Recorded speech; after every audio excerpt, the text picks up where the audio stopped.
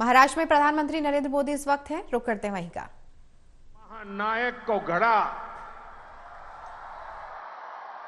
इसी धरती ने देवी अहल्याबाई होलकर, रमाबाई अंबेडकर जैसी महान नारियां हमें दी।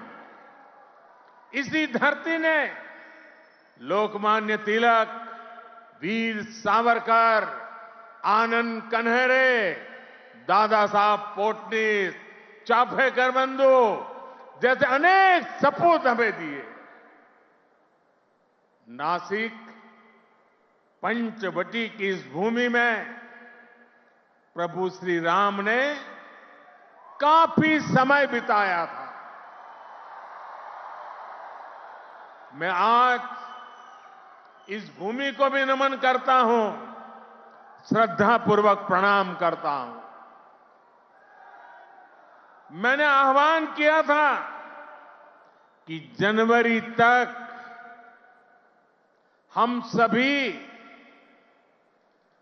22 जनवरी तक हम सभी देश के तीर्थ स्थानों की, मंदिरों की साफ सफाई करें, स्वच्छता का अभियान चलाएं।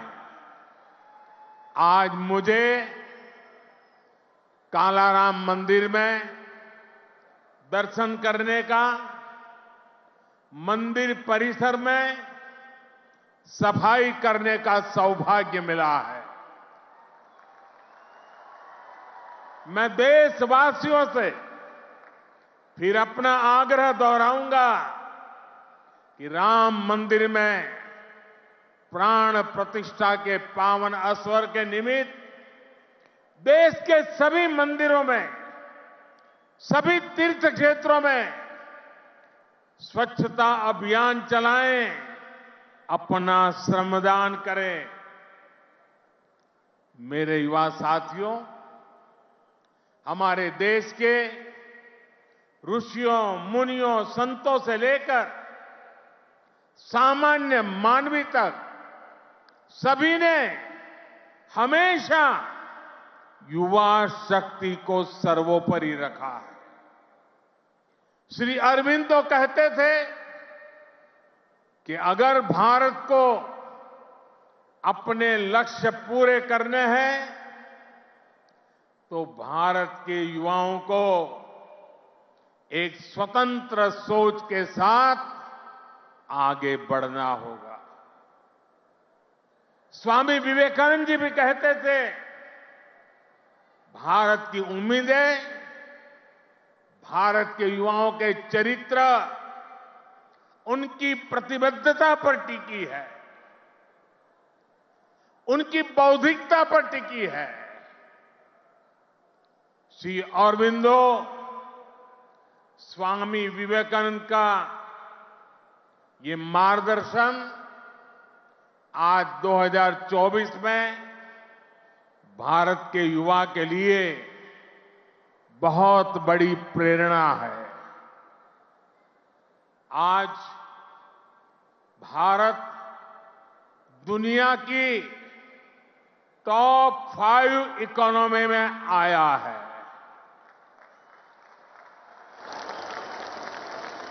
तो इसके पीछे भारत के युवाओं की ताकत है। आज भारत दुनिया के टॉप 3 स्टार्टअप इकोसिस्टम में आया है, तो इसके पीछे भारत के युवाओं की ताकत है। आज भारत एक से बढ़कर एक इनोवेशन कर रहा है। आज भारत रिकॉर्ड पेटेंट फाइल कर रहा है। आज भारत दुनिया का बड़ा मैन्युफैक्चरिंग हब बन रहा है। तो इसका आधार भारत के युवा है, भारत के युवाओं का सामर्थ्य है। साथियों, समय हर किसी को अपने जीवन काल में एक सुनहरा मौका जरूर देता है। भारत के युवाओं के लिए समय का वो सुनहरा मौका अभी है।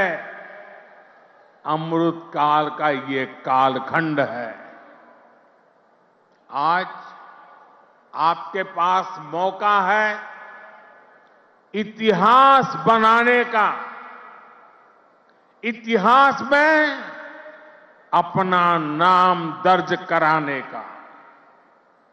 आप याद करिए, आज भी हम सर एम विश्वेश्वरैया की याद में इंजीनियर्स डे मनाते हैं। उन्होंने 19वीं और 12वीं शताब्दी में अपना जो इंजीनियरिंग कौशल दिखाया, उसका आज भी मुकाबला मुश्किल है। आज भी हम मेजर ध्यानचंद को याद करते हैं। उन्होंने हॉकी की स्टिक से जो जादू दिखाया, वो आज तक लोग भूल नहीं पाए। आज भी हम भगत सिंह, चंद्रशेखर आजाद, बटुकेश्वर दत्त जैसे अनगिनत क्रांतिकारियों को याद करते हैं। उन्होंने अपने पराक्रम से अंग्रेजों को पस्त करके रख दिया था। आज हम महाराष्ट्र की वीर भूमि पर हैं। आज भी हम सभी महात्मा फुले, सावित्रीबाई फुले को इसलिए याद कर रहे हैं क्योंकि उन्होंने शिक्षा को सामाजिक सशक्तिकरण का एक माध्यम बनाया। आजादी के पहले के कालखंड में ऐसे सभी महान व्यक्तित्वों ने देश के लिए काम किया। वो जिए तो देश के लिए, वो जूझे तो देश के लिए, उन्होंने सपने संजोए तो देश के लिए, उन्होंने संकल्प किए तो देश के लिए, और उन्होंने देश को नई दिशा दिखाई। अब अमृत काल के इस कालखंड में आज वो दायित्व आप सभी मेरे युवा साथियों के कंधों पर है। अब आपको अमृत काल में भारत को एक नई ऊंचाई पर ले जाना है। आप ऐसा काम करिए कि अगली शताब्दी में उस वक्त की पीढ़ी आपको याद करे, आपके पराक्रम को याद करे। आप अपने नाम को भारत और पूरी दुनिया में, दुनिया के इतिहास में स्वर्ण अक्षरों में लिख सकते हैं। इसलिए मैं आपको 21वीं सदी के भारत की सबसे सौभाग्यशाली पीढ़ी मानता हूं। मैं जानता हूं आप ये कर सकते हैं। भारत के युवा ये लक्ष्य हासिल कर सकते हैं। मेरा सबसे ज्यादा भरोसा आप सभी पर है, भारत के युवाओं पर है। मैं मेरा युवा भारत संगठन से जिस तेजी के साथ देश के कोने कोने में युवा जुड़ रहे हैं, उससे भी बहुत उत्साहित हूं। मेरा युवा भारत, माय भारत संगठन की स्थापना के बाद ये पहला युवा दिवस है।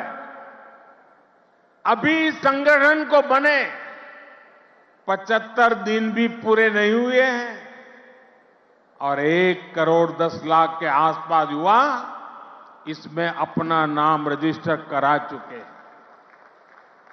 मुझे विश्वास है आपका सामर्थ्य, आपका सेवा भाव देश को, समाज को नई ऊंचाई पर ले जाएगा। आपका प्रयास, आपका परिश्रम युवा भारत की शक्ति का पूरी दुनिया में परचम लहराएगा। मैं माय भारत संगठन में रजिस्टर कराने वाले सभी युवाओं का आज विशेष अभिनंदन करता हूं और मैं देख रहा हूं माय भारत में रजिस्ट्रेशन में हमारे युवा और हमारी युवतियां दोनों के बीच में कंपटीशन चलती है, कौन ज्यादा रजिस्ट्री करवाए। कभी युवक आगे निकल जाते हैं, कभी युवतियां आगे निकल जाती हैं। बड़ी जोरों की स्पर्धा चल रही है। साथियों, हमारी सरकार को अब 10 साल हो रहे हैं। इन 10 वर्षों में हमने पूरा प्रयास किया है कि युवाओं को खुला आसमान दे, युवाओं के सामने आने वाली हर रुकावट को दूर करें। आज चाहे शिक्षा हो, रोजगार हो, एंटरप्रेन्योरशिप या इमर्जिंग सेक्टर्स हो, स्टार्टअप्स हो, स्किल्स या स्पोर्ट्स हो, देश के युवाओं को सपोर्ट करने के लिए हर क्षेत्र में एक आधुनिक, डायनेमिक इकोसिस्टम तैयार हो रहा है। आपको 21वीं सदी की आधुनिक शिक्षा देने के लिए नई राष्ट्रीय शिक्षा नीति लागू की गई है। युवाओं के लिए अब देश में आधुनिक स्किलिंग इकोसिस्टम भी तैयार हो रहा है। हाथ के हुनर से कमाल करने वाले नौजवानों की मदद के लिए पीएम विश्वकर्मा योजना शुरू की गई है। पीएम कौशल विकास योजना की मदद से करोड़ों युवाओं को स्किल से जोड़ा गया है।